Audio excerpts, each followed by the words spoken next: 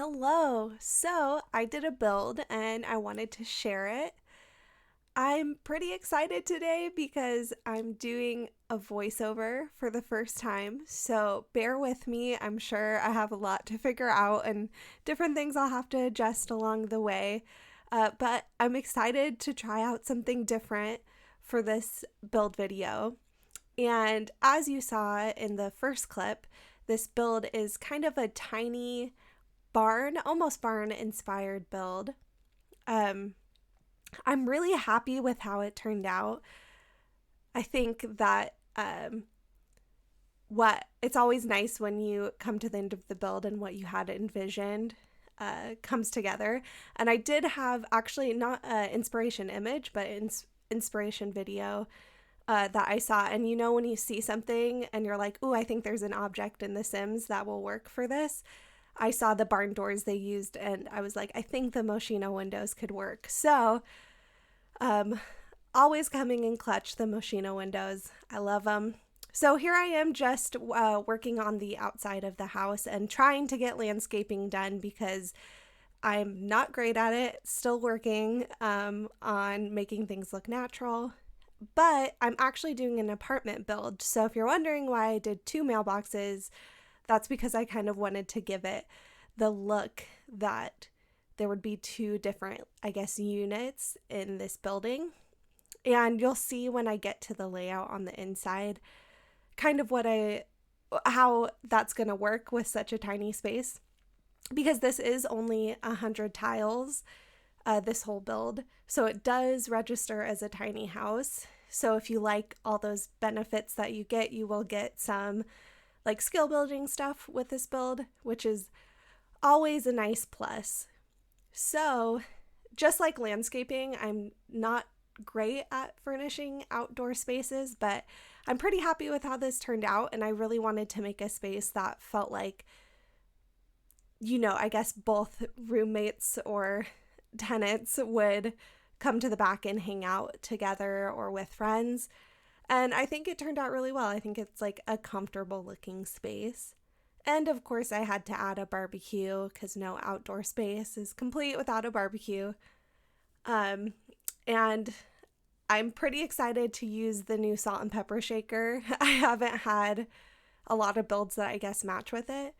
So that was fun. I'm a big fan of the Sims team adding in free objects to the base game, even though I don't love all of them.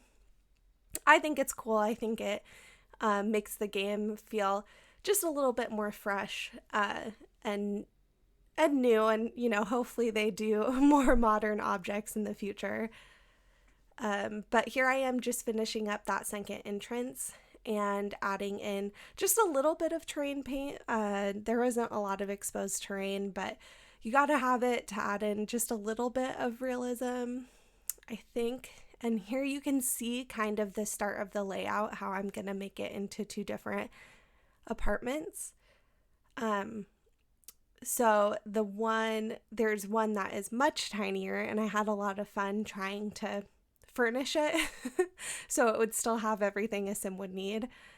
And moving on to the sort of main apartment building, which is where I kind of see you having your main sim and then maybe you would have a roommate in the other one. Had to work on building this tiny kitchen, and it's always a challenge to try and like have all that space that you need to have just the three main things, having an oven, a sink, and a fridge. But I was really happy with how it turned out. And I never used those upper cabinets, the thinner upper cabinets before to create that stack of cabinets, and I'm really happy with how that turned out. Of course, I had to use the tool mod. I love using the tool mod to do stuff like that. I feel like it makes it feel like the game is new and there's so many different items, and you can do so much more with building with the tool mod. So definitely if you're a builder in The Sims and you haven't checked it out, it changes the game. Oh, and one quick shout out to the cluttered shelves in the kitchen. I always feel like you need some cluttered shelves to make things feel more lived in, and I was so happy with how that turned out. I used a few different items that I don't normally use, and I think they looked really nice. So after quickly getting the couch in, I wanted to add a small dining area, and there's just enough room under the stairs, so I did the little island trick so it is functional and your sim can sit under there and eat some food, or if you wanted to put like a laptop down or something. I wanted room in this apartment for a laundry machine, but of course, if you don't want to have that in your gameplay, you could just take it out, maybe add like a library shelf. But again, I thought it looked really nice. I liked using that island living wallpaper. And then I wanted it to feel like there was an entryway, so I made that little coat hanging area. And we're actually almost finished up with the bottom of the first apartment unit, and I'm just finishing up with a really simple, minimal bathroom. Again, I'm happy. I feel like everything in the build came together how I kind of envisioned it, so it always feels good to feel like what you had in your mind you can make with Sims items. So here I am furnishing the much smaller apartment, and of course I started with cluttering some shelves. I just feel like, again, it makes a space feel so much more lived in, and I guess helps like add some character to, especially because it's so small, to the space, and you can kind of get a feel for what sim would live there. So again, because it's such a small space, I had to try and fit everything you need in this little area, but I was able to accomplish it. Very happy. Definitely that toaster oven from Dream Home Decorator came in handy, so then you can have that full kitchen. Of course, there's no sink, but with just 2 tiles, which changes the game for tiny houses.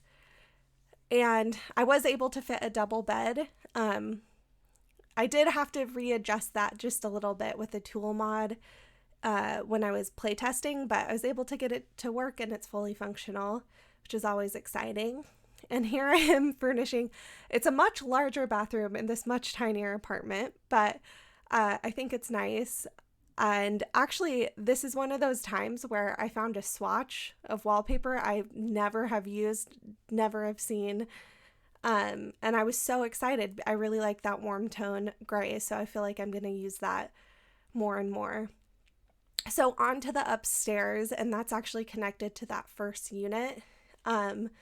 I went ahead and again tried to use the space I had and made a little closet nook, and it is functional. And I thought that looked pretty cute. I was happy with that. And here I am just doing the room of the upper unit. And again, I'm trying to get a headboard, make it look a little more unique. So of course I had to use the tool mod a lot in this to get this headboard looking like covering up all the things I needed it to.